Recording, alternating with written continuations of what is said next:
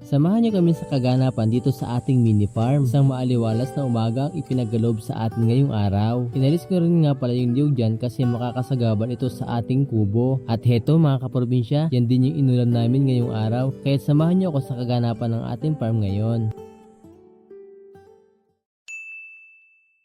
Inalis ko nga pala ang puno ng niyog nito mga kaprobinsya dahil makakasagabal ito sa ating gagawing kubo. Napakaliwalas ang panahon ngayon mga kaprobinsya. Maya maya lamang ay dumating na rin si tatay at saka si Kuya James. Inumpisahan na nga pala nila dyan na mag-layout para makapaghukay na ng pampundasyon natin. Isa rin nga pala ako sa mga tumutulong para gumawa at mapabilis ang ating kubo. Bago nga pala kami mag-break time ay biniyak muna ni tatay yung ubod ng niyog na pinutol natin kanina bago tayo mag-umpisa. Alam nyo ba mga kaprobinsya, napakasarap nitong papakin lalo na kung medyo hilaw, matamis-tamis pa ito mga kaprobinsya. Pagkatapos tadtarin ni tatay ang gulay na ito ay gumawa naman sila ng bakal na ilalagay naman sa ating haligi kapag binuhusan. Matapos nilang gumawa ng bakal na ilalagay sa ating haligi ay magtatanghali na kaya bumaba na rin kami mga kaprobinsya. Ito na nga pala yung gulay na inulam natin ngayong tanghali at pagkatapos ko nga palang kumain mga kaprobinsya ay nakaramdam tayo ng pagkapagod kaya natulog muna tayo sandali para pagising natin ay malakas na ang ating katawan. Mukhang napasarap ang tulog ko dyan dahil pag-akyat ko ay mag 1:30 na pala, hindi malang ako ginising ni kaprobinsyana. Kaya't naabutan ko sila dito na gumagawa na. Inumpisan ko na rin butasan yung huling butas na aking iniwan kaninang tanghali. Pagkatapos ko magbutas mga kaprobinsya, umakyat ako din sa mataas na puno para na naman makita natin yung view na ginagawa natin sa ating mini farm. At dahil nagawa na natin yung mga palaman ng haligi na bakal, ay ito naman at inumpisahan na natin na itayo ang bawat isa para mabuhusan natin ang pundasyon maya lamang. Totoong napakabilis ng oras kapag tayo ay abala, kaya hindi na namin namalayan mag-aalas 3 na pala. Kaya't nagmerienda na rin kami dito mga kaprobinsya. Pagkatapos namin magmerienda ay balik ulit kami sa trabaho dahil bubuhusan na natin ang bawat haligi bago tayo lumitera ngayong hapon. At isa nga sa tradisyon din sa probinsya ang paglalagay ng barya sa bawat haligi kung ito ay bubuhusan na dahil ito daw ay nakakapagpatibay.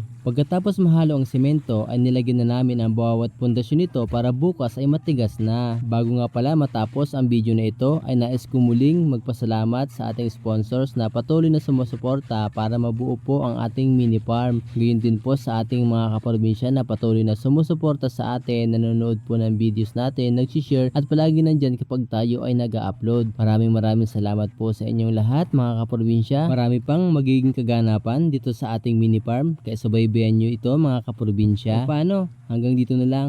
See you in my next vlog. Pa-share naman ang video ko para mapanood din po ng iba pa nating mga kaprobinsya.